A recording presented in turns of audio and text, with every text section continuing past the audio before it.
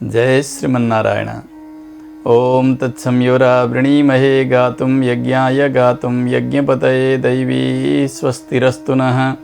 स्वस्तिर्मानुषेभ्यः ऊर्ध्वं जिगातु भेषजं सन्नो अस्तु द्विपदे सञ्चतुष्पदे। ओम शान्ति शान्ति शान्तिः। लक्ष्मीनाथसमारम्भां नाथयामुनमध्यमाम् अस्मदाचार्यपर्यन्तां वन्दे गुरुपरम्पराम्। मौदगल्यान्वयरत्नभूतममलं लक्ष्मीससेवारतं स्वामी श्रीसुखसूरिपादमधुपं विद्वद्वरं शान्तिदम्।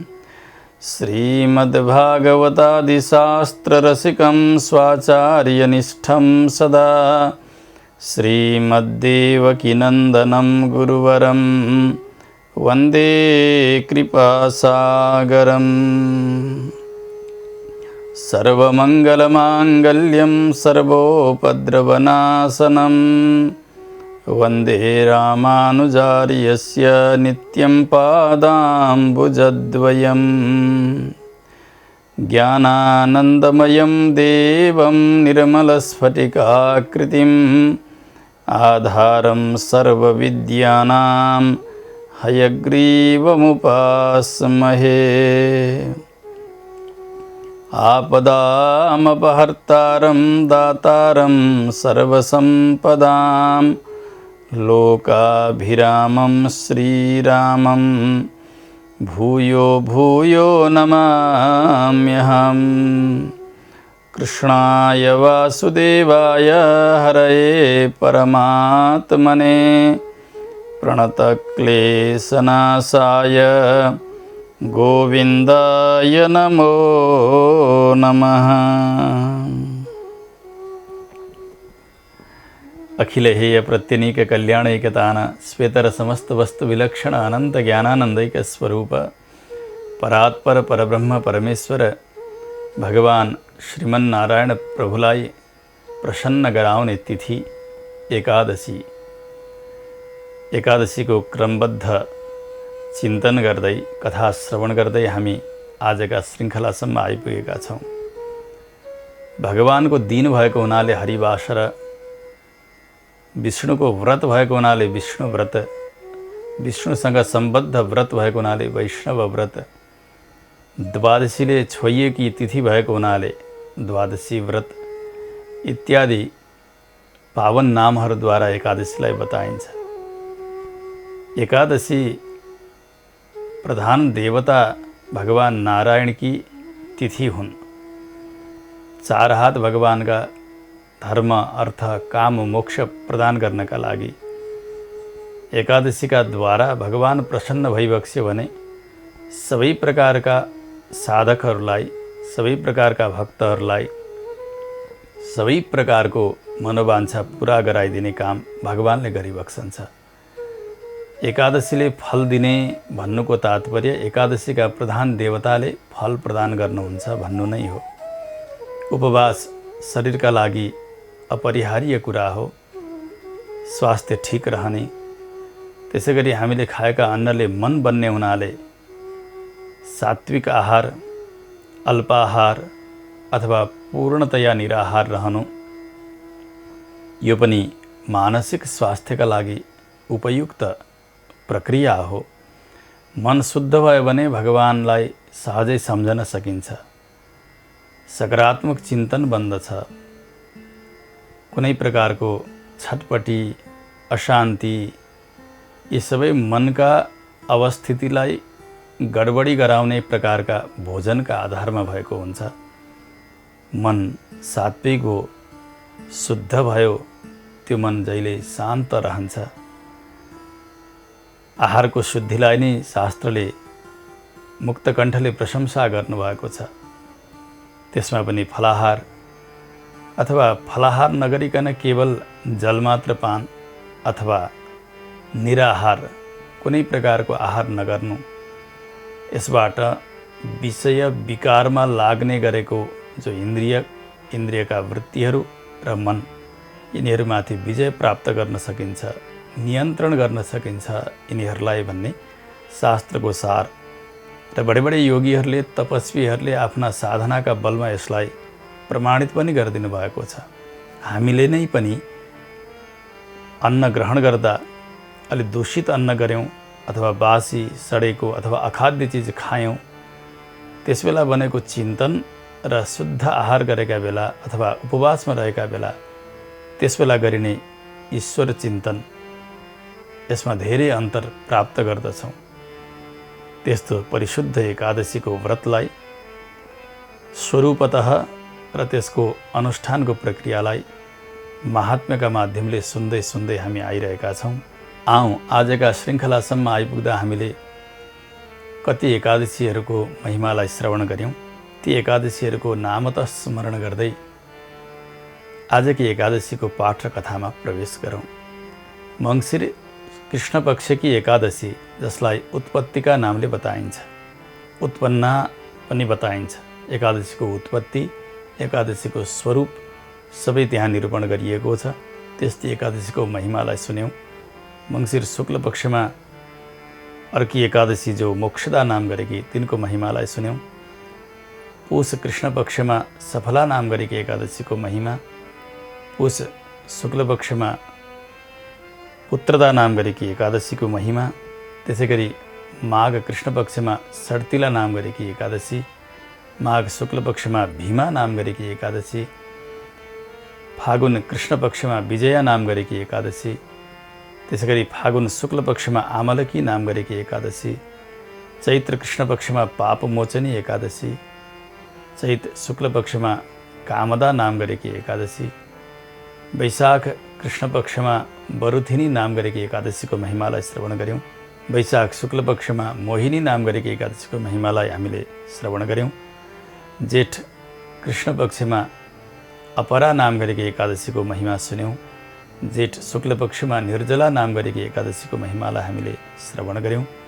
त्यसै गरी आषाढ कृष्ण पक्षमा योगिनी नाम गरेकी एकादशी, आषाढ शुक्ल पक्षमा पद्मा नाम गरेकी एकादशी, जसलाई हरिशयनी भनेर पनि बताइन्छ। यसै गरी श्रावण कृष्ण पक्षमा कामिका नाम गरेकी एकादशी, श्रावण शुक्ल पक्षमा पुत्रदा नाम गरेकी एकादशी, भाद्र कृष्ण पक्षमा अजा नाम गरेकी एकादशी, भाद्र शुक्ल पक्षमा जयन्ती नाम गरेकी एकादशीको महिमालाई श्रवण गऱ्यौँ, जसलाई हरिपरिवर्तिनी एकादशी भनेर बताइन्छ। यसै गरी आश्विन कृष्ण पक्षमा इन्दिरा नाम गरेकी एकादशीको महिमालाई श्रवण गरियो। आश्विन शुक्ल पक्षमा पापाङ्कुशा एकादशी र गएको श्रृङ्खला कार्तिक कृष्ण पक्षमा रमा नाम गरेकी एकादशीको महिमालाई श्रवण गऱ्यौँ। अब आजकी एकादशीको मूल पाठलाई दत्तचित्त भएर श्रवण गरौँ। हात जोडेर मन प्रभुका चरणमा समर्पण गरेर त्यस पछाडि यथासमय कथासारलाई पनि श्रवण गर्नेछौँ।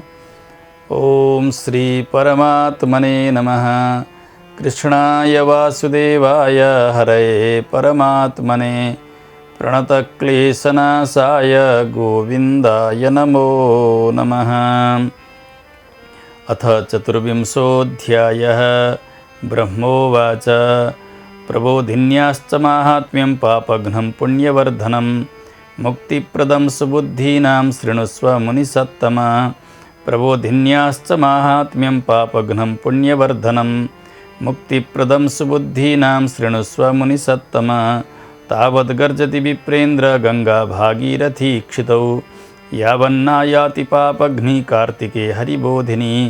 तावद्गर्जन्ति तीर्थानि ह्यसमुद्रं सरांसि च यावत् प्रबोधिनी विष्णोस्तिथिर्नायाति कार्तिकी। अश्वमेधसहस्राणि राजसूयशतानि च एकेनैवोपवासेन प्रबोधिन्यां लवेन्नरः। नारद उवाच एकभुक्तेन किं पुण्यं नक्तभोजने उपवासेन किं पुण्यं तन्मे ब्रूहि पितामह। ब्रह्मोवाच एकभुक्तेन जन्मोत्थं नक्तेन द्विजनुर्भवं सप्तजन्मभवं पापम् उपवासेन नश्यति। यद्दुर्लभं यदप्राप्यं त्रैलोक्येन तु गोचरं यदप्यप्रार्थितं पुत्र ददाति हरिबोधिनी। मेरुमन्दरमात्राणि पापान्युग्राणि यानि तु एकेनैवोपवासेन दहते पापहारिणी पूर्वजन्मसहस्रैस्तु यद्दुष्कर्म उपार्जितं जागरेण प्रबोधिन्यां दहते तूलराशिवत् उपवासं प्रबोधिन्यां यः करोति स्वभावतः विधिवन्मुनिशार्दूल यथोक्तं लभते फलं यथोक्तं सुकृतं यस्तु विधिवत् कुरुते नरः स्वल्पं मुनिवरश्रेष्ठ मेरुतुल्यं भवेत् फलं विधिहीनं तु यः कुर्यात् सुकृतं मेरुमात्रकम् अणुमात्रं न चाप्नोति फलं धर्मस्य नारद सन्ध्याहीने व्रतभ्रष्टे नास्तिके वेदनिन्दके नैतेषां तिष्ठते देहे धर्मशास्त्रविदूषके परदाररते मूर्खे कृतघ्ने वञ्चके तथा धर्मो न तिष्ठते देहे एतेषामपि देहिनां ब्राह्मणो वापि शूद्रो वा सेवते परयोषितं ब्राह्मणीं च विशेषेण चाण्डालसदृशा बुभौ सभर्तृकां वा विधवां ब्राह्मणीं ब्राह्मणो यदि सेवते मुनिशार्दूल सान्वयो याति संक्षयं परदाराभिगमनं कुरुते यो द्विजाधमः सन्ततिर्न भवेत् तस्य फलं जन्मार्जितं न हि गुरुणा सह विप्रैश्च योऽहङ्कारेण वर्तते सुकृतं नश्यते शीघ्रं धनं नाप्नोति सन्ततिम् आचारभ्रष्टदेहानां वृषलीगामिनां तथा दुर्जनं सेवमानानां धर्मस्तेषां पराङ्मुखः पतितैः सह सङ्गं च तद्गृहे गमनं तथा ये कुर्वन्ति नृपश्रेष्ठ ते गच्छन्ति यमालये धर्मो नष्टो नृणां येषां स्वागतासनभोजनैः तेषां वै नश्यते वत्स कीर्तिरायुः प्रजासुखम् साधूनाम् अपमानं ते ये कुर्वन्ति नराधमाः त्रिवर्गफलहीनास्ते दह्यन्ते नरकाग्निना कृत्वापमानं साधूनां ये हृष्यन्ति नराधमाः वारयन्ति न ये मूढास्ते पश्यन्ति कुलक्षयम् आचारभ्रष्टदेहस्य पिशुनस्य शठस्य च ददतो जुह्वतो वापि गतिस्तस्य न विद्यते तस्मान्नत्वा चरेत् किञ्चिद् अशुभं लोकगर्हितं सदाचारवता भाव्यं यथा धर्मो न नश्यति ये ध्यायन्ति मनोवृत्त्या करिष्यामः प्रबोधिनीं तेषां विलीयते पापं पूर्वजन्मशतोद्भवं समतीतं भविष्यं च वर्तमानं कुलायुतं विष्णुलोकं नयत्यासु प्रबोधिन्यां तु जागरे वसन्ति पितरो हृष्टा विष्णुलोकेत्यलङ्कृताः विमुक्ता नारकैर्दुःखैः पूर्वकर्मसमुद्भवैः कृत्वा तु पातकं घोरं ब्रह्महत्यादिकं नरः कृत्वा तु जागरं विष्णोर्धौतपापो भवेन्मुने दुष्प्राप्यं यत्फलं रम्यैरश्वमेधादिविर्मखैः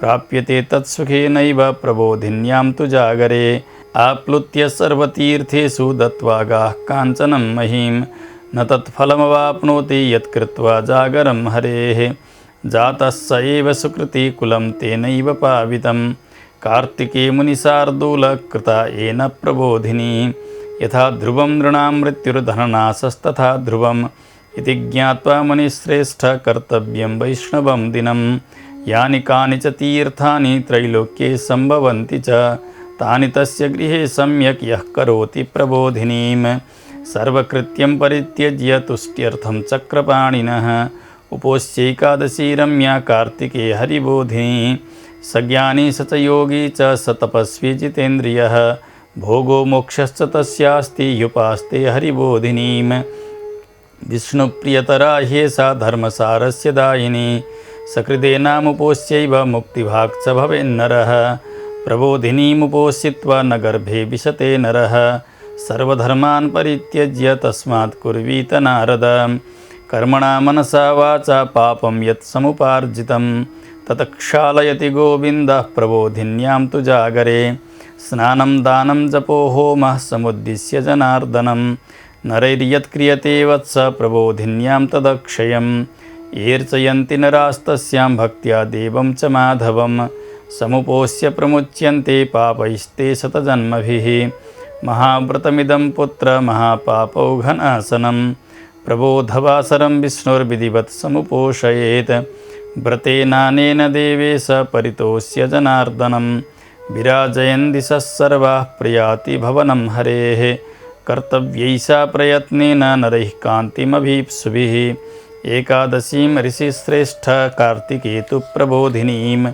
बाल्ये यच्चार्जितं वत्स यौवने वार्धके तथा शतजन्मकृतं पापं स्वल्पं वा यदि वा बहु शुष्कमार्द्रं मुनिश्रेष्ठ स्वगुह्यमपि नारद तत्क्षालयति गोविन्दम् अस्यामभ्यर्च्य भक्तितः धनधान्यवः पुण्या सर्वपापहरा परा तामुपोष्य हरिर्भक्त्या दुर्लभं न भवेत् क्वचित् चन्द्रसूर्योपरागे च यत्फलं परिकीर्तितं तत्सहस्रगुणं प्रोक्तं प्रबोधिन्यां तु जागरात् स्नानं दानं जपो होमः स्वाध्यायोऽभ्यर्चनं हरेः तत्सर्वं कोटितुल्यं तु प्रबोधिन्यां तु यत् कृतं जन्म प्रभृति यत् पुण्यं नरेणाभ्यर्जितं भवेत् वृथा भवति तत्सर्वम् अकृत्वा कार्तिकव्रतम् अकृत्वा नियमं विष्णोः कार्तिकं यः क्षिपेन्नरः जन्मार्जितस्य पुण्यस्य फलं नाप्नोति नारद तस्मात् त्वया प्रयत्नेन देवदेवो जनार्दनः उपासनीयो विप्रेन्द्र सर्वकामफलप्रदः परान्नं वर्जयेदि यस्तु कार्तिके विष्णुतत्परः परान्नवर्जनाद्वत्स चान्द्रायणफलं लभेत् न तथा तुष्यते यज्ञैर्न दानैर्वा गजादिभिः यथा शास्त्रकथालापैः कार्तिके मधुसूदनः ये कुर्वन्ति कथां विष्णोर्ये शृण्वन्ति समाहिताः श्लोकं वा श्लोकपादं वा कार्तिके गोशतं फलं सर्वधर्मान् परित्यज्य ममाग्रे कार्तिके नरैः शास्त्रावधारणं कार्यं श्रोतव्यं च सदा मुने श्रेयसा लोभबुद्ध्या वा यः करोति हरेः कथां कार्तिके मुनिशार्दूलकुलानां तारयेत् शतं नित्यं शास्त्रविनोदेन कार्तिकं यः क्षिपेन्नरः निर्दहेत् सर्वपापानि यज्ञायुतफलं लभेत् नियमेन नरो यस्तु शृणुते वैष्णवीं कथां कार्तिके तु विशेषेण गोसहस्रफलं लभेत् प्रबोधवासरे विष्णोः कुरुते यो हरेः कथां सप्तद्वीपवती दाने तत्फलं लभते मुने श्रुत्वा विष्णुकथां दिव्यां येऽर्चयन्ति कथाविदं स्वशक्त्या मुनिशार्दूल तेषां लोकाः सनातनाः ब्रह्मणो वचनं श्रुत्वा नारदः पुनरब्रवीत् नारद उवाच विधानं ब्रूहि मे स्वामिन् एकादश्याः सुरोत्तम चीर्णेन येन भगवन् यादृशं फलमाप्नुयात् नारदस्य वचः श्रुत्वा ब्रह्मा वचनमब्रवीत् ब्रह्मोवाच ब्राह्मे मुहूर्ते चोत्थाय ह्येकादश्यां द्विजोत्तम स्नानं चैव प्रकर्तव्यं दन्तधावनपूर्वकं नद्यां तडागे कूपे वा वाप्यां गेहे तथैव च केशवं चैव सम्पूज्य कथायाः श्रवणं तथा नियमार्थे महाभाग इमं मन्त्रमुदीरयेत् एकादश्यां निराहार स्थित्वा हनिपरे ह्यहं भोक्ष्यामि पुण्डरीकाक्ष शरणं मे भवाच्युत अमुं मन्त्रं समुच्चार्य देवदेवस्य चक्रिणः भक्तिभावेन तुष्टात्मा ह्युपवासं समर्पयेत् रात्रौ जागरणं कार्यं देवदेवस्य सन्निधौ गीतं नृत्यं च वाद्यं च तथा कृष्णकथां मुने यः करोति स पुण्यात्मा त्रैलोक्योपरि संस्थितः बहुपुष्पैर्बहुफलैः कर्पूरागरुकुङ्कुमैः हरेः पूजा विधातव्या कार्तिक्यां बोधवासरे वित्तसाठ्यं न कर्तव्यं सम्प्राप्ते हरिवासरे यस्मात् पुण्यमसङ्ख्यातं प्राप्यते मुनिसत्तम फलैर्नानाविधैर्दिव्यैः प्रबोधिन्यां तु जागरे सङ्खे त्वयं समादाय ह्यर्घ्योऽध्येयो जनार्दने यत्फलं सर्वतीर्थेषु सर्वदानेषु यत्फलं तत्फलं कोटिगुणितं दत्वार्घ्यं बोधवासरे अगस्त्यकुसुमैर्दिव्यैः पूजयति यो जनार्दनं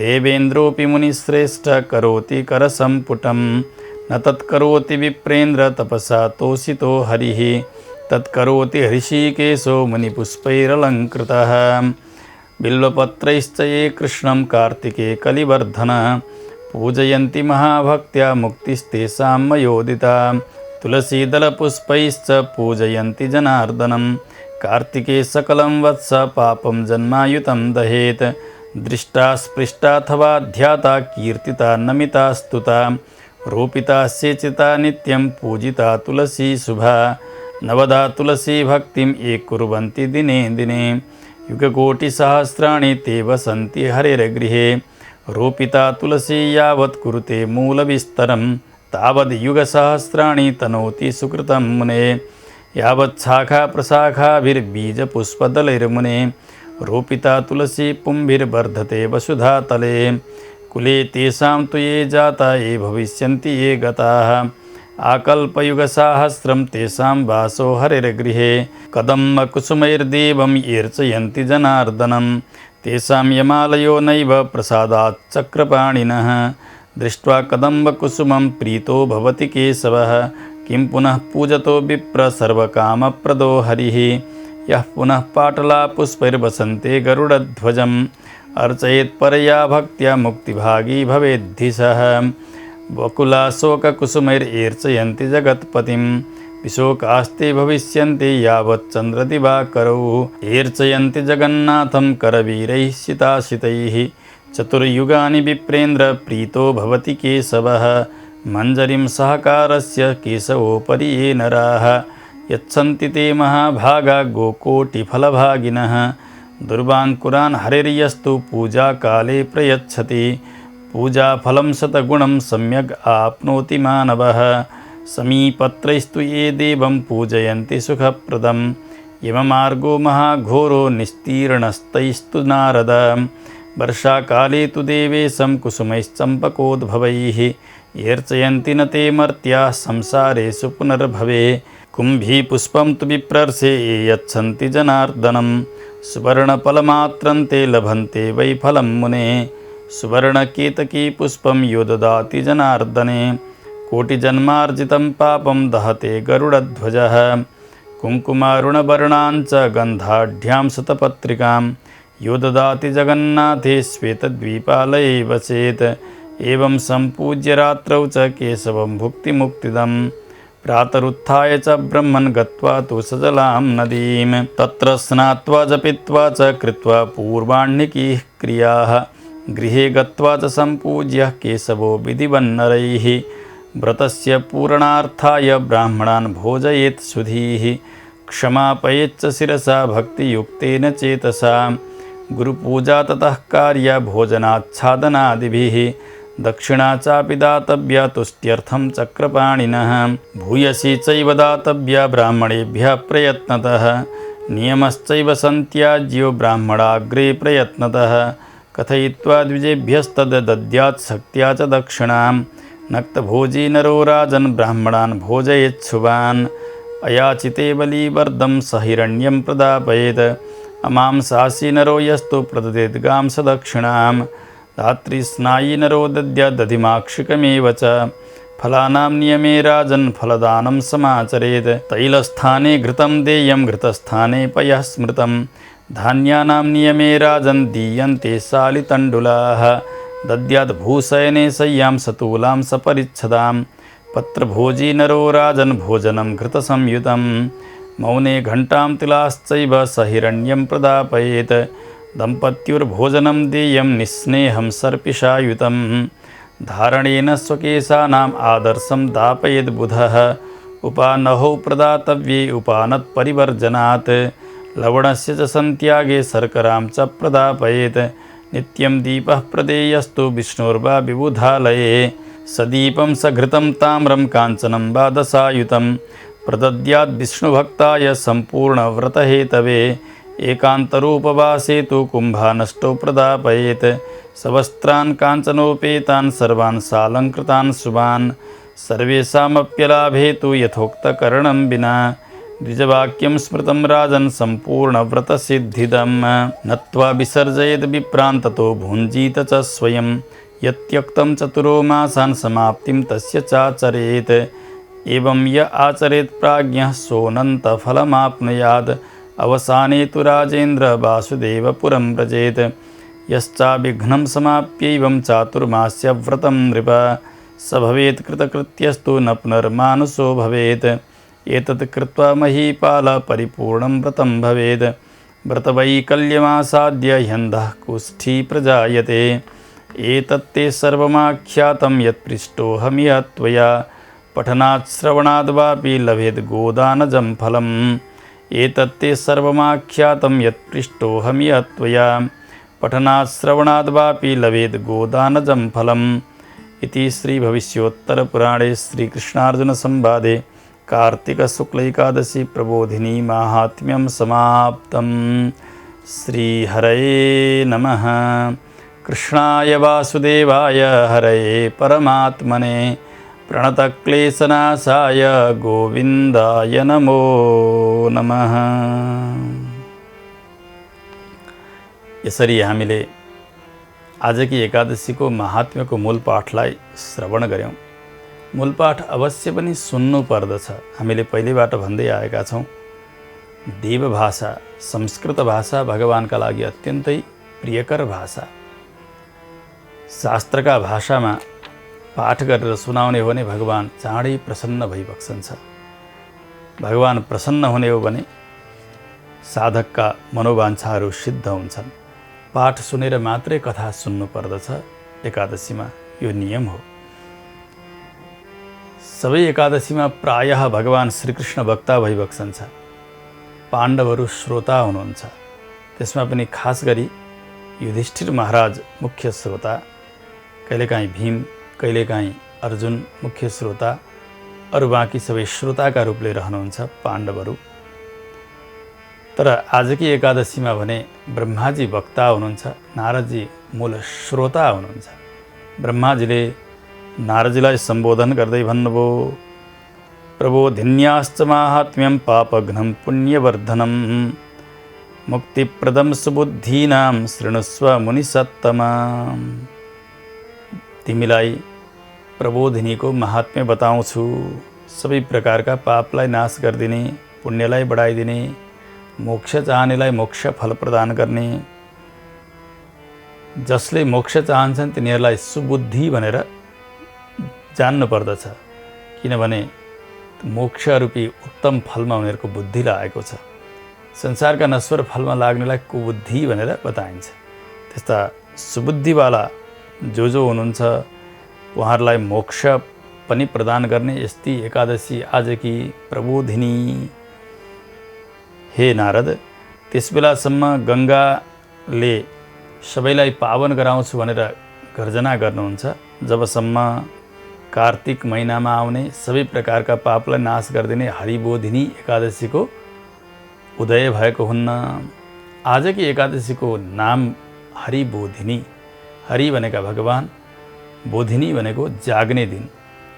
आषाढ शुक्ल पक्षमा भगवान शयन गरिबक्सेको थियो।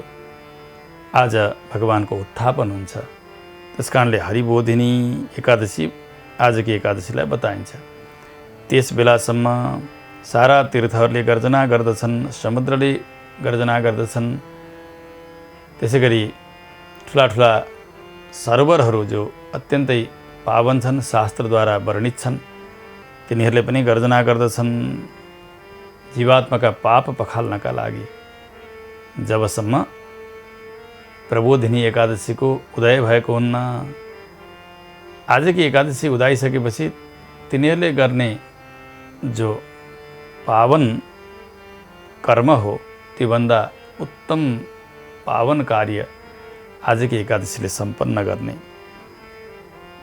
हजारौं अश्वमेध यज्ञ, सयौं राजस्व यज्ञ गर्दा जो फल मिल्ने हो, एक दिनको उपवास, आजकी एकादशीको उपवासले नै त्यो फल प्राप्त गर्न सक्छ व्यक्तिले। नारदजीले सोध्नु, हे पिताजी, एक भुक्तेन किं पुण्यं नक्त भोजने उपवासेन किं पुण्यं तन्मे ब्रूहि पितामह। चातुर्मासभरि एक पटक मात्रै दिनमा भोजन गर्नेले कस्तो फल प्राप्त गर्दछन्, रातमा मात्रै भोजन गर्नेले कस्तो फल पाउँछन्, चातुर्मासमा उपवास गर्नेले के फल प्राप्त गर्दछन् त्यो पनि बताइदिनुहोस्। ब्रह्माजी भन्नुहुन्छ, बाबु सुन, दिनमा एक पटक मात्रै भोजन गरेर चातुर्मास गरेका छन् भने उनका जन्मभरका सारा पापहरू नष्ट भएर जान्छन्। रातमा मात्रै भोजन गरेर चातुर्मासको अनुष्ठान गरेका छन् भने 2 जन्मका पापहरू नष्ट भएर जान्छन्। उपवास गरिएको छ भने 7 जन्मका पापहरू सबै नष्ट भएर जान्छन्। जुन दुर्लभ भनेर बताइएको छ, जुन अप्राप्य भनेर बताइएको छ तिनै लोकमा, त्यस्ता मोक्षरूपी फललाई पनि प्रबोधिनी एकादशीका दिन उपवास गर्नाले प्राप्त गर्दछ। एक सुमेरु पर्वत समान पापको राशि होस्, त्यसमा पनि उग्र उग्र पापहरू सम्मिलित भएका हुन्, ती सारा पापका पर्वतलाई एक दिन मात्र उपवास बस्नाले अर्थात् आजकी एकादशीमा उपवास गर्नाले सबै जलेर खरानी भए भनेर जान्नु। कुनै पापहरू बाँकी रहँदैनन्। पहिले पहिले हजारौँ जन्ममा जति जति दुष्कर्महरू सङ्ग्रह गरिएको छ, अपराध, ती सबै आजकी एकादशीका दिन रात्रिमा जागरण गर्नाले जसरी रुईका पहाडमा सलाई कोरेर लगाइदिने हो भने भित्र जलेर त्यो खरानी भएर जान्छ, त्यसै गरी त्यत्रा पाप राशिहरू पनि सबै नष्ट भएर जान्छन्। प्रबोधिनी एकादशी, जसलाई हरिबोधिनी भनेर बताइँदैछ, यस एकादशीमा जसले रात्रिमा जागरण गर्दछ, विधिपूर्वक गर्दछ भने उसले सबै प्रकारका फललाई प्राप्त गर्दछ। कसैले आवश्यक सुकृत गरेको छ, पुण्य गरेको छ, त्यो पुण्य थोरै गरिएको भए तापनि आजकी एकादशीको व्रत गरिएको छ भने ठुलो पर्वत समान बढेर जान्छ, त्यो सुमेरु पर्वत बराबर हुन्छ। कसैले विधिहीन ढङ्गबाट पुण्य आर्जन गर्न बल गर्यो भने धेरै समयसम्म प्रयास गर्दा पनि उसको त्यो पुण्यको फल एउटा अणु समान मात्र हुन्छ। त्यस्ता साँच्चा दिनमा, पवित्र दिनमा, शास्त्रले निर्दिष्ट गरेका दिनमा गरिएको अनुष्ठानकै अक्षय फल हुन्छ भनेर बुझ्नु पर्दछ। जसले सन्ध्या गर्दैन, जसले एकादशी आदि गरेका व्रतको उपवास गरेको छैन, व्रतबाट भ्रष्ट भएको छ, नास्तिक छ, वेदको निन्दा गर्दछ, यी सबै प्रकारका अपराधीहरू जो धर्मशास्त्रसँग द्वेष गर्दछन्, शास्त्रको निन्दा गर्दछन्, अर्काकी पत्नीमा रमाउँछन्, मूर्ख छन्, कृतघ्न छन्, अर्कालाई ठग्नेवाला छन्, त्यस्ता अपराधीहरूका शरीरमा धर्म टिक्दैन। किन धर्म टिक्नका लागि, धर्म रहनका लागि त्यस प्रकारका सुकर्महरू गरिएको हुनुपर्दछ। दुष्कर्म भयो भने त्यहाँ धर्म रहन सक्दैन। ब्राह्मण होस्, शूद्र होस् अथवा कुनै पनि जातिको किन नहोस्, उसले परदारा अथवा अर्काकी पत्नीमा गलत दृष्टि लगाएको छ अथवा गलत व्यवहार गरेको छ भने त्यो चाण्डाल समानको हुन्छ। त्यो पुरुष र ती ब्राह्मणी अथवा ती पत्नी, अर्काकी पत्नी, उनी चाण्डालै समानकी हुन्छन्। पति सहितकी पत्नी हुन् अथवा पति परलोक भइसकेकी विधवा नारी हुन्, ब्राह्मणी हुन्, कोही ब्राह्मणले नै त्यस्ती नारीमा गलत दृष्टि लगाउँछ भने अथवा गलत व्यवहार गर्दछ भने त्यस्ता ब्राह्मणका सारा कुलहरू सबै नष्ट भएर जान्छन्। परस्त्रीमा जसले जो दुष्ट व्यवहार गरेको छ, त्यस्ता व्यक्तिका जीवनमा सन्तान सुख हुँदैन, सन्तान हुँदैनन्, भए भने पनि सन्तानले अति दुःख दिन्छन्। गुरुका साथमा, ब्राह्मणहरू ज्ञानीहरूका साथमा अहङ्कार गरेर मैले जानेको छु, यिनले के जानेका छन् भनेर कोही दुष्टले त्यस्तो व्यवहार गर्दछ भने त्यस्ताको सुकृत पनि सबै नष्ट भएर जान्छ, पुण्यहरू सबै सकिन्छन्, कहिल्यै सम्पत्ति पनि मिल्दैन। आचार भ्रष्टदेहानां वृषलीगामिनां तथा दुर्जनं सेवमानानां धर्मस्तेषां पराङ्मुखः। बाबु नारद, जो आचारहीन छ, त्यसै गरी कोही वेश्यागामी बनेको छ, दुर्जनहरूको सेवामा लागेको छ, त्यस्ता दुष्टका शरीरमा धर्म कहिल्यै पनि टिक्न सक्दैनन्। पतितसँग व्यवहार गरेको छ, उठ बस गर्ने पतित व्यक्तिसँग, उसका घरमा जाने, उसले गरेको स्वागतलाई स्वीकार गर्ने, उसले दिएका अन्न भोजन इत्यादि गर्ने, यसो गर्यो भने त्यो अवश्य पनि नरक जान्छ, त्यसको धर्म नष्ट भएको हुन्छ, त्यसको कीर्ति, आयु, सन्तान, सुखहरू पनि नष्ट भएर जान्छन्। त्यसकारणले जो पतित व्यक्ति छन् तिनीहरूका साथमा सङ्गत पनि गर्न हुँदैन। कसैले साधुजनहरूको अपमान गर्यो, त्यस्ता दुष्टहरू धर्म, अर्थ, काम यी 3 प्रकारका पुरुषार्थले रहित हुन्छन्, दरिद्र हुन्छन् र अन्तिममा नरकमा गएर नरक रूपी अग्निले जलेर समाप्त हुन्छन्। साधुको अपमान गरेर आफू प्रसन्न हुने त्यस्ता दुष्टहरूलाई देखेर कसैले रोक्दै छैनन्। ए नगर्ने काम गर्यो तिमीले भनेर रोकेका छैनन्, आँखाले हेरेका छन्। तिनी जतिसुकै सज्जन भए तापनि उनी पनि नरकगामी हुन्छन्, उनका पनि सारा कुल नष्ट भएर जान्छन्। अपमान गर्न हुँदैन मात्रै होइन, अपमान गरेको देखेर चुप लागेर बस्न पनि हुँदैन, प्रतिकार गर्न पर्दछ। जसको आचार भ्रष्ट भएको छ, जो निन्दा गर्ने हुन्छ, मूर्ख छ, त्यस्ता व्यक्तिले हवन गरे तापनि, जे दान गरे तापनि त्यसबाट कुनै फल मिल्दैन, उसको गति हुनै सक्दैन। त्यसो हुँदा कहिले पनि अशुभ कर्म गर्नु हुँदैन नारद। लोकले निन्दा गर्ने प्रकारका कर्महरू गर्नु हुँदैन, सदाचारमा रहनु पर्दछ। अनि मात्रै धर्म बलियो भएर रहनुहुन्छ।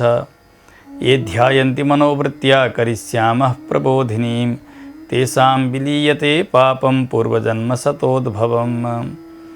जसले मनले चिन्ता गरे अब म अमुक दिन आउने हरिबोधिनी एकादशीका दिन उपवास गर्नेछु, भगवानको सेवा गर्नेछु, सङ्कल्प गर्नाले मात्रै पनि उनका धेरै धेरै पाप राशिहरू जलेर समाप्त हुन्छन्। 100औं जन्म अगाडिदेखिका पापहरू सबै नष्ट हुन्छन्।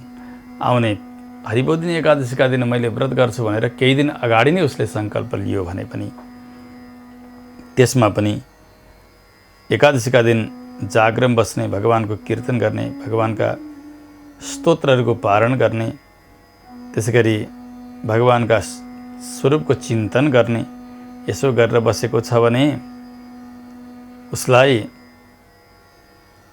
पहिलेका पापले त छुन सक्दैनन्, अब आउने पापको सम्भावना पनि रहँदैन।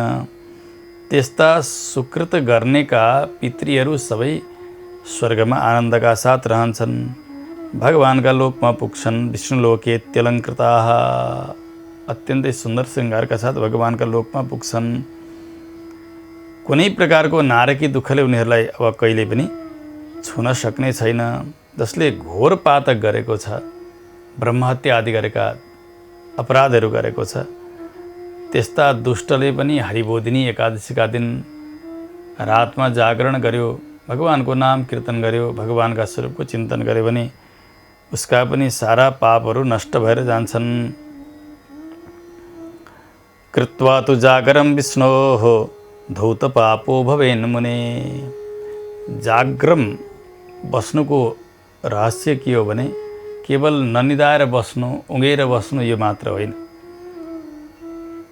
रात्रि भगवानको नाम लिएर रहनु, भगवानका कथा सुनेर रहनु, भगवानका सुन्दर स्तोत्रहरूको पारायण गरेर रहनु भन्ने अर्थ बुझ्नुपर्छ। शरीरलाई कष्ट दिएर त्यतिकै बसेर जागरण बस्नाले फल मिल्ने होइन। मन भगवानमा लगाइएको हुनुपर्छ, वाणीले भगवानका नामको कीर्तन भएको हुनुपर्दछ। कुनै प्रकारका दुष्प्राप्य फलहरू, अश्वमेध इत्यादि गरेर पनि नमिल्ने फलहरू, त्यस्ता मोक्षरूपी फल, भगवान रूपी फल हरिबोधिनी एकादशीका दिन सम्यक व्रत गरेर रात्रिमा जागरण गर्ने, भगवानको नाम लिनाले मात्रै प्राप्त हुन्छ।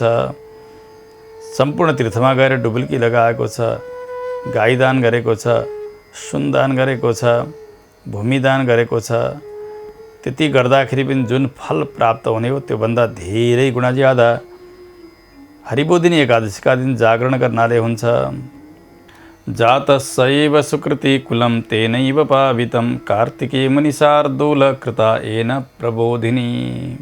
ब्रह्माजी भन्नुहुन्छ, बाबु नारद, त्यही व्यक्ति पुण्यात्मा हो, ऊ नै वास्तविक मानव भएर जन्मेको हो, जसले कार्तिक शुक्ल पक्षमा आउने हरिबोधिनी एकादशीको व्रत गर्दछ, रात्रिमा जागरण गर्दछ, उसका सारा कुल नै पवित्र भयो भनेर जान्नु, सारा पितृहरू प्रसन्न भयो भनेर जान्नु। दुई चिज सत्य छ, एउटा हो मृत्यु, अर्को हो धननाश। धन एक दिन नष्ट हुन्छ। धन हुँदा हुँदै पनि त कसैको मृत्यु हुन्छ, धन नष्ट नभइकन भनिएला। जुन दिन यिनको शरीर छुट्छ उस दिन त्यो धन उनका लागि नष्ट भए बराबरको हो, किनभने त्यो धन अर्को जन्मका लागि साथमा जाँदैन। यसोसले मृत्यु र धननाश यी दुवै सत्य कुरा हुन्। यो जानेर यो वैष्णव व्रत, भगवान विष्णुको व्रत, हरिवासर, द्वादशी व्रत, जे नामले बताइएका छन् ती नामहरूले युक्त भएको जो एकादशी व्रत हो, यसको उपवास अवश्य पनि गर्नुपर्दछ। यानि कानि च तीर्थानि त्रैलोक्ये सम्भवन्ति च तानि तस्य गृहे सम्यक यः करोति प्रबोधिनीम्। जति जति तीर्थको वर्णन गरिएको छ त्रिलोकीभित्र, ती सारा तीर्थको भ्रमण उसैले गर्यो जसले हरिबोधिनी एकादशीका दिन व्रत गरेको छ, रात्रिमा जागरण गरेको छ। सबै प्रकारका कृत्यहरूलाई छोडेर भगवान श्री नारायणको प्रसन्नताका लागि एकादशीकै दिन उपवास गर्नुपर्दछ। छोड्नुको तात्पर्य जतिले भगवानको चिन्तनमा अथवा भगवानको आराधनामा बाधा गर्दछन् त्यस प्रकारका अरू सामान्य कर्महरूलाई छोडेर केवल भगवानको मुखोल्लास गर्ने त्यस प्रकारका अनुष्ठानहरूको क्रममा एकादशीको जो व्रत हो त्यो व्रत गरिएको छ भने, त्यसमा पनि कार्तिक महिनामा गरिएको छ, हरिबोधिनी एकादशीका दिन गरिएको छ उपवास भने भगवान प्रसन्न हुनुहुन्छ। त्यही ज्ञानी हो, त्यही व्यक्ति योगी हो, उही तपस्वी हो, उसैले इन्द्रियहरूलाई जितेको छ, उसले नै यहाँको भोगलाई प्राप्त गर्दछ, उसै गरी मोक्ष पदलाई प्राप्त गर्दछ। जसले हरिबोधिनी एकादशीको उपवास गरेको होस्, सज्ञानी स च योगी च स तपस्वी जितेन्द्रियः भोगो मोक्षश्च तस्यास्ति ह्युपास्ते हरिबोधिनीम्। भगवानका लागि अत्यन्तै प्रियकर तिथि, धर्मको जो सार हो त्यसलाई प्रदान गर्ने वाली तिथि यी एकादशी, जसलाई हरिबोधिनी भनेर बताइन्छ, यिनलाई एक पटक मात्रै पनि उपवासद्वारा पूर्ण गरेको छ भने त्यस्तो व्यक्ति मोक्षको भागीदार हुन्छ। प्रबोधिनी एकादशीको जसले उपवास गरेको होस् उसले फेरि कहिल्यै गर्भमा आएर पर्न पर्दैन। यसोसले अरू सारा मोक्षका साधनहरूभन्दा मूल साधन भनेकै एकादशी, एकादशी भनेकै भगवानको स्वरूप। त भगवानलाई नै साधन मान्ने, भगवानलाई नै फल मान्ने यस प्रकारको यो व्रतलाई जसले सम्पन्न गरेका छन् भने उनलाई कुनै प्रकारको पनि फल मिल्दछ जुन उनले चाहेका छन्। कर्मद्वारा, मनद्वारा, वचनद्वारा जति जति पापहरू जीवनमा जन्मजन्मान्तरमा आर्जित गरिएको होस् ती सबैलाई भगवान श्री गोविन्दले प्रक्षालन गरिदिनुहुन्छ, ती पापलाई धोइदिनुहुन्छ। यदि एकादशीका दिन व्यक्तिले जागरण गरेको छ भने त्यसमा पनि विशेष रूपले हरिबोधिनी एकादशीका दिन जागरण गरिएको छ भने सबै प्रकारका पापहरू नष्ट हुन्छन्। स्नानं दानं जपो होम समुद्दिश्य जनार्दनं नरैर्यत् क्रियते वत्स प्रबोधिन्यां तदक्षयम्। हरिबोधिनी एकादशीका दिन गरिएको स्नान, दान, जप, हवन, शास्त्र चिन्तन यी सबै अक्षय हुन्छन्। ब्रह्माजी सम्झाउँदै हुनुहुन्छ, भगवान सर्वेश्वर लक्ष्मीपति भगवान माधवको आराधना गरिएको होस्। खास गरी कार्तिक मासलाई दामोदर मास भनेर बताइन्छ। भगवान दामोदरको विशेष महिना, त्यसैले तुलसीमा पूजन गर्दाखेरि राधा दामोदर भगवानको आराधना गरिएको हुन्छ। त्यस्ता प्रभुको आराधना गरेर आज की एकादशीको व्रत गरेको होस् व्यक्तिले उसका 100औं जन्मका पापहरू नष्ट भए। महाव्रत हो यो, धेरै प्रकारका पाप राशिलाई जलाउन सफल व्रत हो यो। परन्तु व्रतका लागि मात्र नभएर भगवानमा प्रेम बनाउने प्रकारको हुनुपर्दछ र त्यो प्रेम भगवानको सेवाका रूपमा प्रकट गरिएको हुनुपर्दछ। म भोकै बस्छु भनेर भगवानको सेवा पनि गरेन, भगवानको कथा पनि सुनेन, केवल भोकै मात्र बस्यो भने त अर्थ छैन। भगवानको आराधना विधिवत हुनुपर्दछ। भगवान प्रसन्न हुनुहुन्छ। सबै दिशा विदिशामा आफ्नो तेज प्रसारित गर्दै यस्ता उत्तम स्थानमा भगवानका लोकमा सदा सर्वदाका लागि त्यस्ता साधकको वास हुन्छ। आजकी एकादशी जसले लिएको छ भने, जसले आफ्नो तेज चाहेका छन्, जसले मोक्ष चाहेका छन्, उनीहरूले पनि आजकी एकादशीको व्रत गरून्। धर्म चाहनेले धर्म, अर्थ चाहनेले अर्थ, काम चाहनेले काम, मोक्ष चाहनेले मोक्ष, जे चाहेर पनि आजकी एकादशीको उपवास गर्ने, रात्रिमा जागरण गर्ने। बाल्ये यच्चार्जितं वत्स यौवने वार्धके तथा शतजन्मकृतं पापं स्वल्पं वा यदि वा बहु शुष्कम् आर्द्रं मुनिश्रेष्ठ स्वगुह्यम् अपि नारद तत्क्षालयति गोविन्दम् अस्याम् अभ्यर्च्य भक्तितः। बाल्यकालमा गरिएको पाप होस्, यौवन अवस्थामा गरिएको होस्, प्रौढ अवस्थामा, वृद्ध अवस्थामा, सयौं जन्म गरिएका पापहरू हुन्, थोरै हुन्, धेरै हुन्, धेरै पुरानो पाप होस्, आलो पाप होस्, आफूले लुकाइएको, अरूले नथा पाइएको त्यस प्रकारको पाप किन नहोस्, ती सबै प्रकारका पापलाई भगवानले धोइदिनुहुन्छ। यदि भगवानको आराधना प्रेमपूर्वक आजकी एकादशीमा गरिएको छ भने यो व्रतले धनधान्यलाई बढाइदिने, पवित्रतालाई बढाइदिने, पापलाई नाश गरिदिने। यस्ती एकादशीको व्रतबाट नपाइने चिज केही पनि छैन। भगवान प्रसन्न हुनुहुन्छ। चन्द्रग्रहण, सूर्यग्रहणमा जस्तो दानको विधान गरिएको छ र त्यसको जति उत्तम फल हुन्छ भनेर बताइएको छ, त्योभन्दा 1000 गुणा ज्यादा फल आजकी एकादशीको व्रत गर्नाले हुन्छ। स्नानं दानं जपो होम स्वाध्यायोऽभ्यर्चनं हरेः तत्सर्वं कोटितुल्यं तु प्रबोधिन्यां तु यत्कृतम्। आजकी एकादशीका दिन गरिएको स्नान, दान, जप, होम, शास्त्र चिन्तन सबै करोडौँ गुणा ज्यादा हुन्छन्। त्यसकारणले विशेष शास्त्र चिन्तन गरेर, स्नान गरेर, भगवानको आराधना गरेर आजको दिनलाई बिताउनुपर्छ। आजकी एकादशी लिएको छैन, अरू व्रत भने खुब गर्दछ भने त्यसको कुनै अर्थै छैन। किनभने एकादशी प्रधान व्रत, एकादशीका देवताहरूमा प्रधान देवता नारायण। आजकी एकादशी नगरिकन अथवा एकादशीको उपवास नगरिकन अरू व्रत गरेर कुनै अर्थ छैन। भगवानको आराधना नगरिकन कार्तिक महिना कसैले बितायो भने उसले नगरेको पाप केही पनि बाँकी रहँदैन। कार्तिक महिनामा भगवानको आराधना र खास गरी आजकी एकादशी, यसलाई सावधानीपूर्वक निर्वाह गरेको हुनुपर्दछ। त्यस्ता देवताका देवता भगवान जनार्दनको आराधना गरेर, भगवानको उपासना गरेर आजको दिनलाई बिताउनुपर्छ। शास्त्रले के भन्छन् भने परान्न नखानु, अर्काको अन्न खानु हुँदैन। त्यसमा पनि व्रतका समयमा, अनुष्ठानका समयमा त खानै हुँदैन। अब जो चातुर्मास व्रत चलेको छ त्यस समयमा परान्न नखानु भनेर शास्त्रले बताउनु भएको छ। यो परान्न भनेको के हो? परान्न भनेको अर्काको अन्न नखानु। भगवानलाई भोग नलगाइकन खाइएको छ भने त्यो अन्न अर्काको अन्न हुन्छ। अरू कसै कहाँ गएर खाइयो भने भोग नलागेको पदार्थ त्यो परान्न हुन्छ।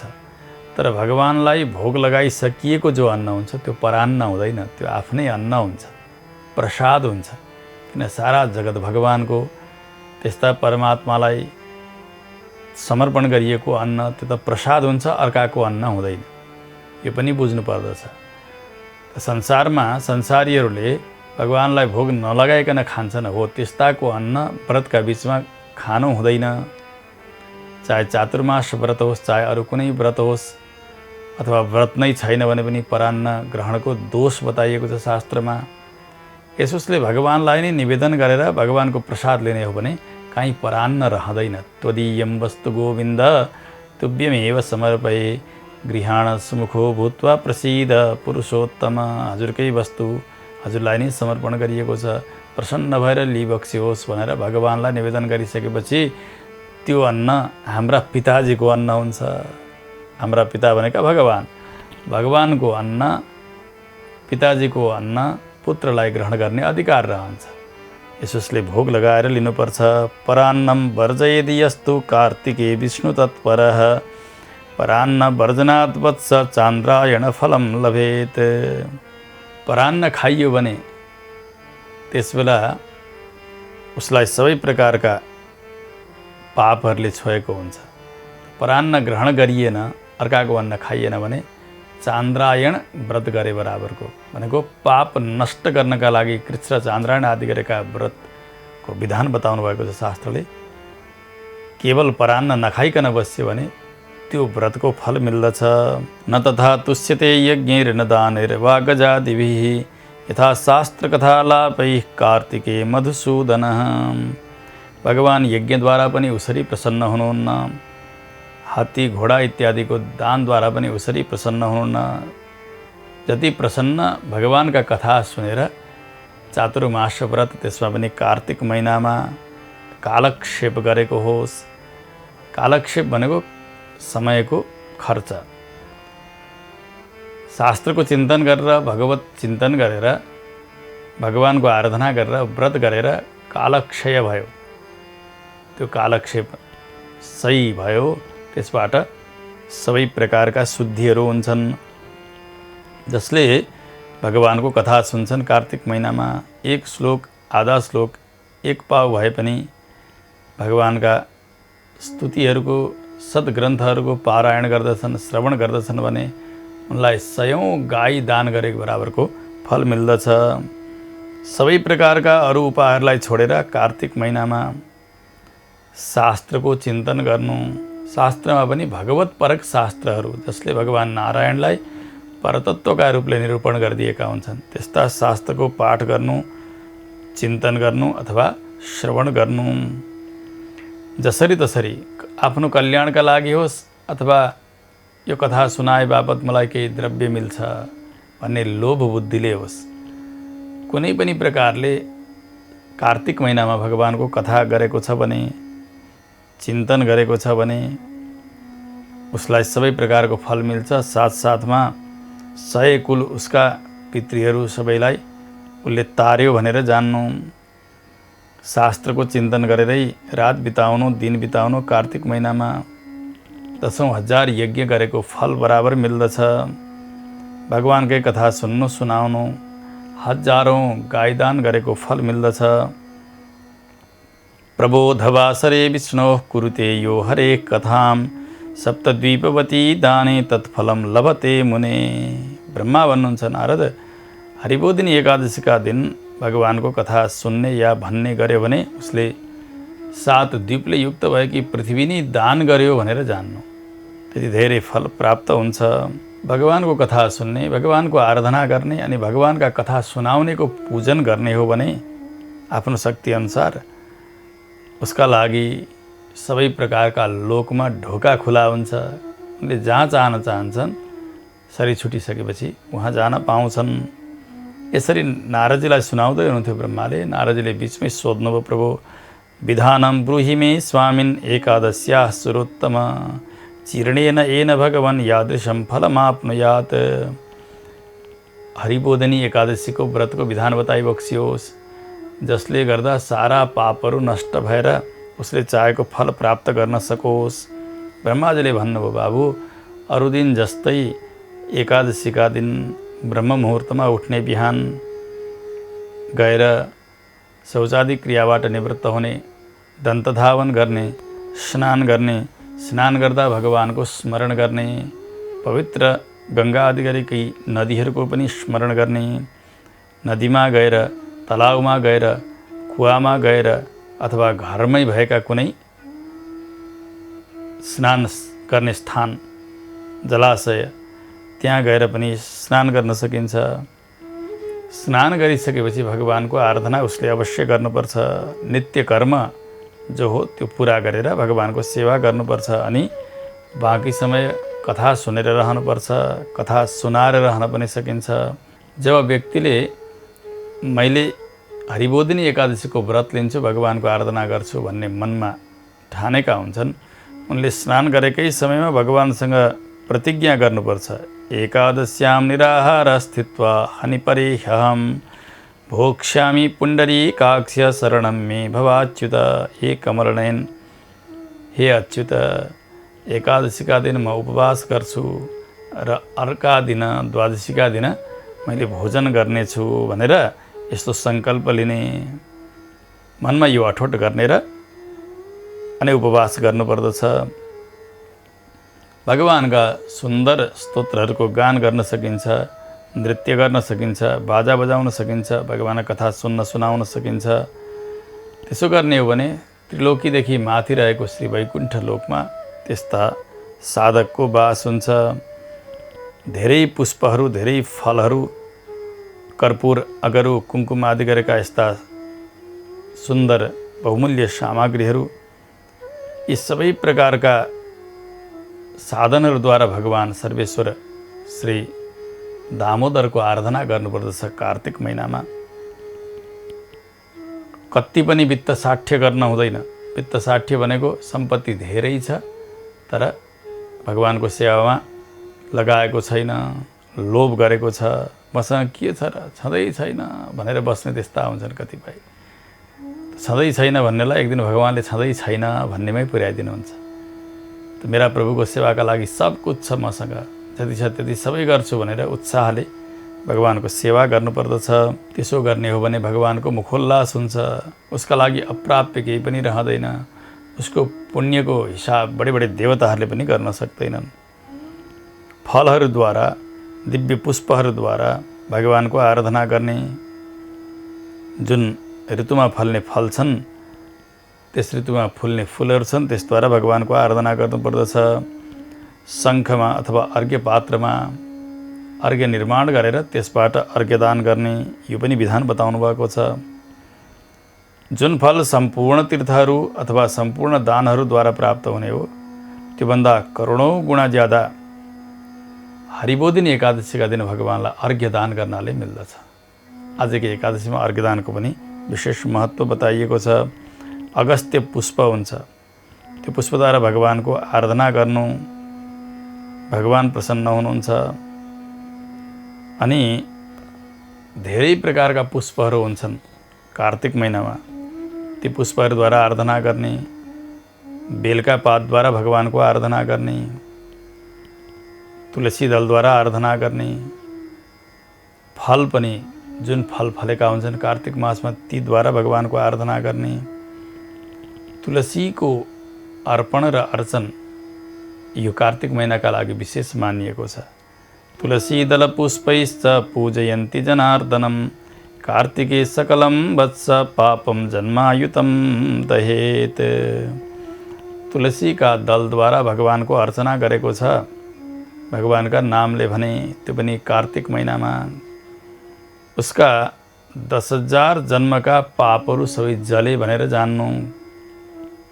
तुलसीको भक्ति पनि 9 प्रकारले गरिन्छ, जसरी श्रवणम कीर्तनम विष्णोः स्मरणम पादसेवनम अर्चनम वन्दनम दास्यम सख्यम आत्मनिवेदनम भनेर भगवानकी नवदा भक्तिको चर्चा गरिएको छ। तुलसीको पनि नवदा भक्ति शास्त्रले बताउनु भएको छ। दृष्टा स्पृष्टा अथवा ध्याता कीर्तिता नमिता स्तुता रोपिता सेचिता नित्यम पूजिता तुलसी शुभा। तुलसीको दर्शन गर्नु यो पनि एउटा भक्ति। स्पृष्टा तुलसीलाई स्पर्श गर्नु, ध्याता तुलसीको ध्यान गर्नु अथवा तुलसीको कीर्तन गर्नु, गएर प्रणाम गर्नु, स्तुति गर्नु, तुलसी रोप्नु, तुलसीमा जल सेचन गर्नु, त्यसै गरी तुलसीको पूजा गर्नु, यी 9 तुलसीका भक्ति, जसलाई नवधा भक्ति भनेर बताइन्छ। तुलसीको पूजन कसरी गर्ने, कसरी जल चढाउने भन्ने विषयमा हामीले धेरै पटक सुनिसकेका छौँ। अलग्गै सबै सामग्रीहरू राखेर पूजन गर्ने, तिलले पूजा गर्ने, पुष्पले पूजा गर्ने, सुगन्धित चन्दनले पूजा गर्ने, अनि ठिक्क मात्रामा जल अर्पण गर्ने, तुलसीका फेदमा श्रृङ्गार गरिदिने, यी सबै गर्ने।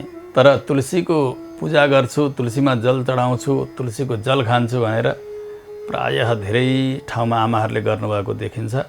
देब्रे हातले लोटा समातेर पानी खन्याउने अनि तलबाट तुलसीका फेदमा यसरी हात थाप्ने अनि त्यो हातमा भरिको पानी यसरी नङबाट खाने, यस्तो गरिएको देखिन्छ। यसो गर्न हुँदैन। यसरी जल खानाले एक त नङ पानी खाइयो, कतिपय आमाहरूको भगवानको तीर्थ लिँदा पञ्चामृत लिँदा पनि यसै गरी गरेर खाने चलन हुन्छ। यसमा धेरै दोष छ, यसो गर्न हुँदैन। भगवानको तीर्थ लिँदा पनि देब्रे हातमा वस्त्र राखेर दाहिने हात राखेर यसरी यो मुद्रा, अनि त्यहाँ तीर्थ लिइसकेपछि सरक्क लिनुपर्छ, सुरुप्प बनाउन हुँदैन, एक थोपो पनि भैँमा झार्न हुँदैन। ढङ्गसँग लिन जानिएको छैन र हात जुठो बनाइएको छ भने त्यो जुठो हात शिरमा दल्न हुँदैन। यसका अनेक प्रक्रियाहरू छन्। वस्त्र हुनुपर्छ देब्रे हातमा, दाहिने हातमा लिएको त्यो तीर्थ पञ्चामृत नपोखिकन सुरुप्प नबनाइकन सरक्क लिनु पर्दछ। यसरी नङबाट खन्याएर यसरी लिन हुँदैन। त्यसो गर्दा भैँमा झर्ने पनि भयो, नङबाट पिउन पनि हुँदैन। नङ पानी नङबाट लिएको त्यो दोष पनि रहन्छ। त्यसै गरी तुलसीमा जल चढाउँदाखेरि पनि यसरी दुवै हातले चढाउनुपर्छ, लोटा समाएर। दुवै हातले लोटा समाएर यसरी अर्पण गर्नुपर्दछ। अनि तुलसीको पानी खाने भनेर त्यहाँ पानी थापेर यसरी त्यहीँ जुठो झर्ने गरी नङ पानी यसो गरेर गरेर पिउन हुँदैन। तुलसीको दलको जल अवश्य पनि पान गर्नुपर्छ। के गरी हुन्छ त्यो भने तुलसीको आराधना सेवा सबै सम्पन्न गर्ने, तुलसीलाई अप्ठ्यारो नपर्ने गरिकन तुलसी दल उतार्ने, भगवान सर्वेश्वर शालग्रामको अघि भने जस्तो गरिकन अर्चना गर्ने, पूजा गर्ने, अनि भगवानको स्नान गराउने कटौरीमा तुलसीको आसन राखिदिने, भगवान सर्वेश्वरलाई त्यहाँ राख्ने, स्नान गराउने। त्यसो गर्दा शालग्रामको जल पनि भयो, तुलसी दलको जल पनि भयो। त्यसरी त्यो पिउनुपर्छ। तुलसीका मठमा गएर यसरी पानी खन्याएर देब्रे हातले अनि दाहिने हातले यसो गरेर यसरी गरेर यसरी पानी पिउन हुँदैन। शास्त्र विरुद्ध हो यो।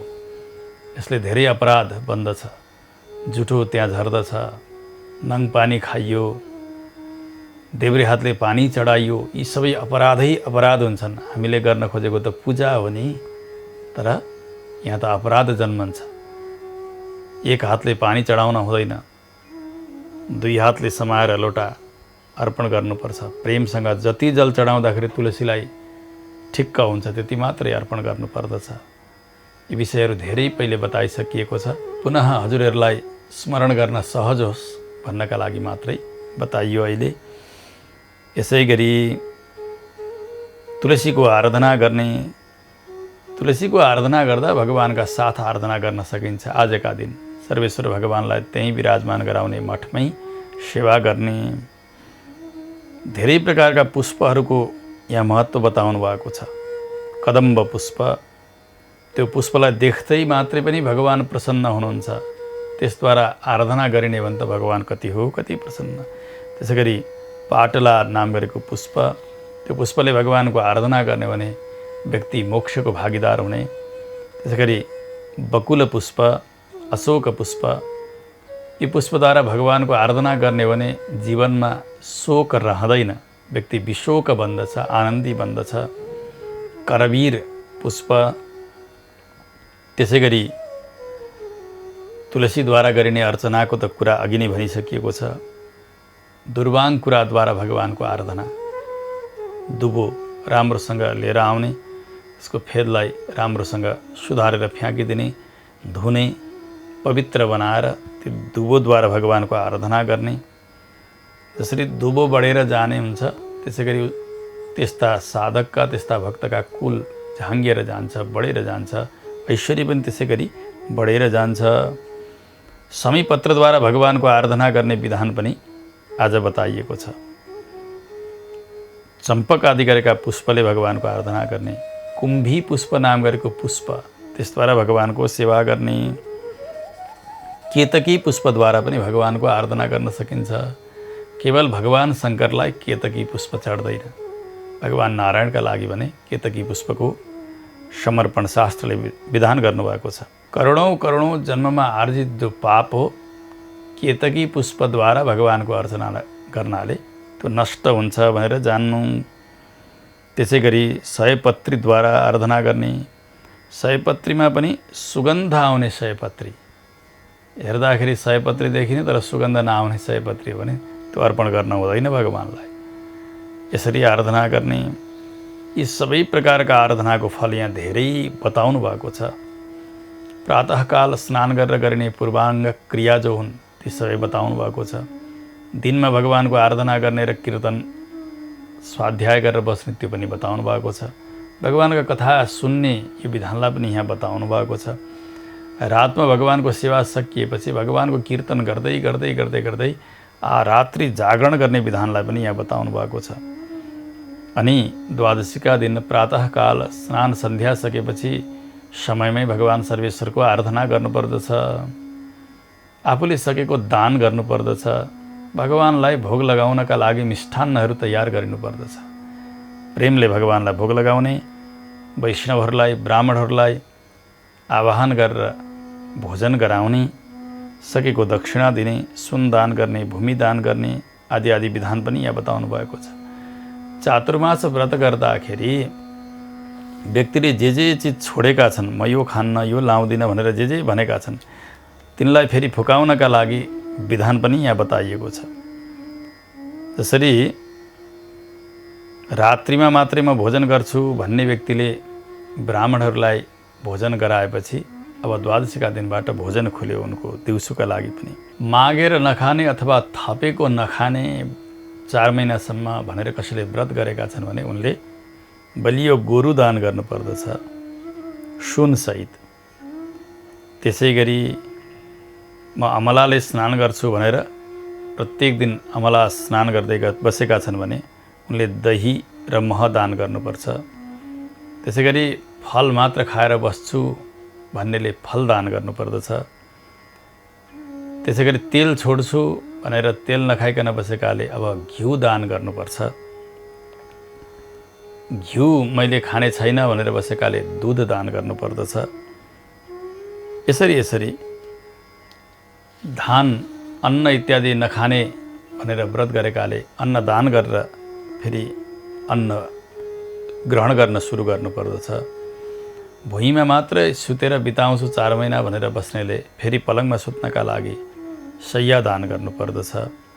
पत्तलमा मात्रै भोजन गर्छु भन्नेले घिउले सहित भएको भोजन दान गर्नुपर्दछ। 4 महिना मौन गर्छु भनेर केही नबोलिकन बस्छु भन्नेले घण्टा दान गर्नुपर्छ, तिल दान गर्नुपर्छ, सुन दान गर्नुपर्दछ। त्यसै गरी दम्पतिलाई भोजन गराउनुपर्छ। ब्राह्मण दम्पतिलाई त्यो भोजनमा पनि घिउको मात्रा प्रचुर हुनुपर्दछ।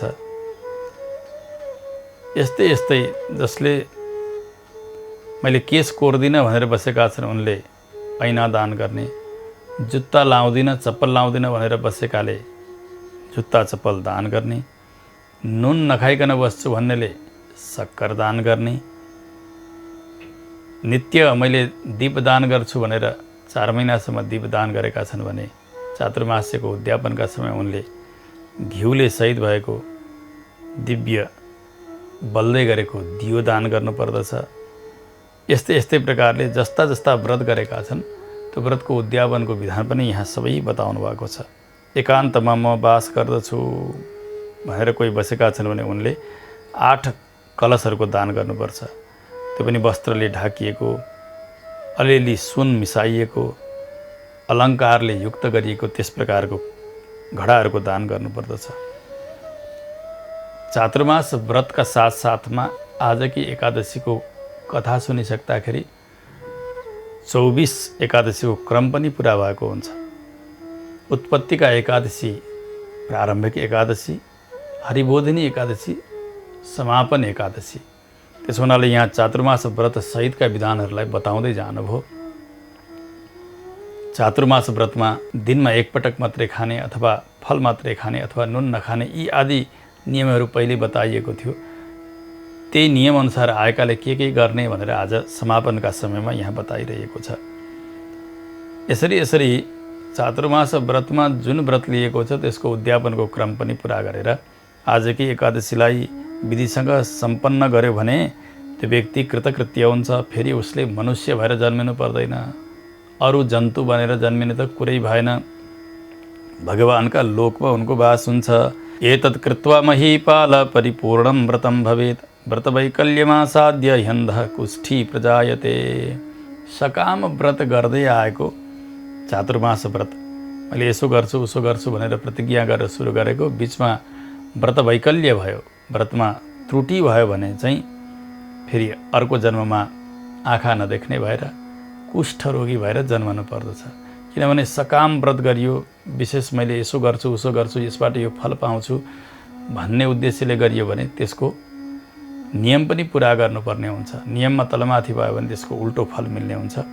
यसोस्ले भगवानका भक्तले एकादशीको व्रत गर्दा, चातुर्मास व्रत गर्दा, कुनै पनि प्रकारका व्रत उत्सव इत्यादि सम्पादन गर्दाखेरि मलाई यो फल मिलोस् भनेर गर्नु हुँदैन। केवल मेरा प्रभु प्रसन्न भइबक्सियोस्, भगवानको मुखोल्लास होस् भन्नका लागि मात्रै गरिनु पर्दछ। त्यसो भए पनि कथनचित त्रुटि भयो, केही भयो भने पनि त्यसको दोष रहँदैन। भगवान प्रसन्न भइसकेपछि संसारमा अप्राप्य चिज भनिकन केही पनि हुँदैन। मोक्ष पनि भगवानले नै प्रदान गरिबक्सने हो। यसोस्ले भगवान प्रसन्न हुनुहोस् भनेर नै व्रत सम्पन्न गर्नुपर्दछ। चातुर्मास व्रतको विधानसहित त्यसको उद्यापनसहित आजकी एकादशीको महिमालाई संक्षेपमा ब्रह्माले यहाँ नारदजीलाई सुनाउनु भयो। हामीले पनि यहाँ श्रवण गऱ्यौँ। यो क्रम सँगसँगै 24 एकादशीको जो एक श्रृङ्खलाको क्रम हो त्यो पूर्ण भएको छ। प्रविधिका माध्यमले विश्वबाट यहाँहरूले सुन्नुभएको छ। यहाँहरू सबैमा भगवानको कृपाको वर्षा भइ नै रहोस्। एकादशीमा निष्ठा बनोस्। एकादशीका प्रधान देवता भगवान नारायणमा भक्ति बनेर जाओस्। जीवन भगवानको बनेर, भगवानको शरणागति गरेर भगवानकै म शेष हुँ, भगवानकै अधीन हुँ भन्ने चिन्तन गरेर मात्रै मानव जीवन सफल हुन्छ। त्यो सार्थकतालाई यहाँहरूले जीवनमा ग्रहण गर्न सक्नुहोस्। भगवानको परिपूर्ण कृपा होस् र एकादशीको यो अनुष्ठानको क्रमलाई प्रविधिमा संयोजन गर्नका लागि उत्साह प्रेरणा प्रदान गर्ने जो कर्ता परिवारहरू हुनुहुन्छ, यहाँहरू सबैमा पनि भगवानको अनन्त अनन्त कृपाको वर्षा भइरहोस्। प्रविधिमा साथ दिने प्राविधिक मित्रहरूलाई पनि भगवानको कृपा बनिरहोस्। हामी सबैमा भगवानको दृष्टि बनिरहोस्। अनन्त मङ्गलानुशासन गर्दै गर्दै आजकी कथालाई पनि यहीँ विश्राम गरिन्छ। जय श्रीमन्नारायण।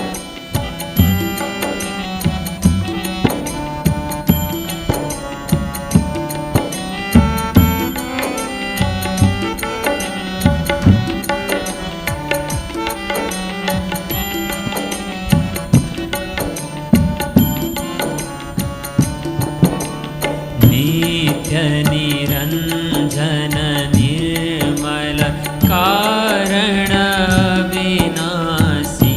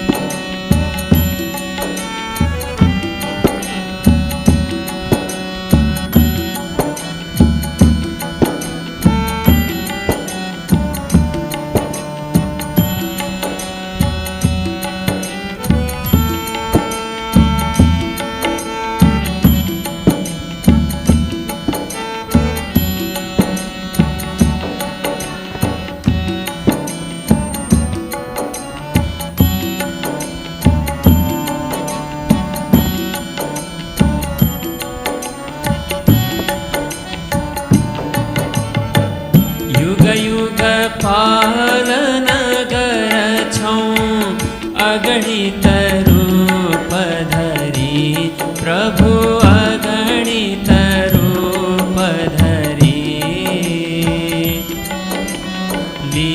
लीलामय रस विग्रह लीलामय रस विग्रह करुणामूर्ति हरि ॐ जय जगदीश हरे समता शान्ति प्रदायक सज्जन हितकारी प्रभु सज्जन हितकारी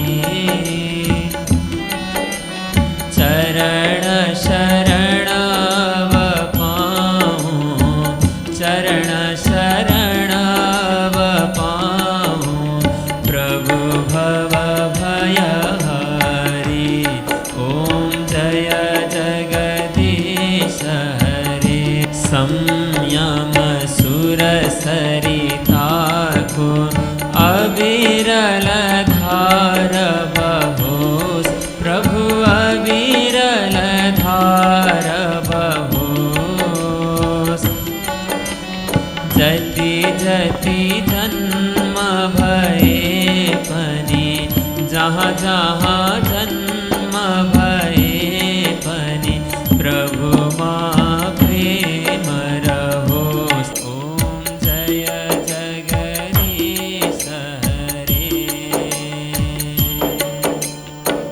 प्रेम सहित शुभ आरती जसले नित्य गर्यो प्रभु जसले नित्य गर्यो दिन दिन निर्मल बन्दै प्रतिदिन पावन बन्दै जो भव सिन्धु तर्यो ॐ जय जगदीश हरे ॐ जय जगदीश हरे प्रभु जय जगदीश हरे प्रभु का